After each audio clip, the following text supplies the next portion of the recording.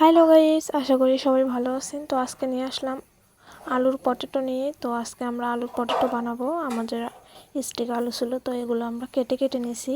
এগুলো সচরাচর আমরা এতে দেখতে পারি পিকনিক স্পট বা বাসে এগুলো নিয়ে বিক্রি করে, কিন্তু আমরা এগুলো কেটে নিয়েছি। এখন এই যে চুলায় একটু ভাপ দিয়ে নেব। এরপর এটা ভাপ দিয়ে নেওয়া হয়েছে, এখন আমরা এগুলো শুকাইতে দেবো। আমাদের বাড়ির পিছনে জানলার উপর এরকম টিনের উপর আমরা এগুলো একটা একটা করে নাড়াই দেবো।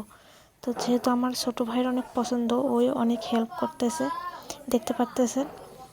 তো এখন আমরা এগুলো একটা একটা করে শুকাইতে দিচ্ছি। এগুলো শুকাইলে তারপর ভেজে খাই, তো কিন্তু অনেক মজা লাগে। আমরা যে কিনে খাই তার থেকে এটা বেশি মজা লাগে।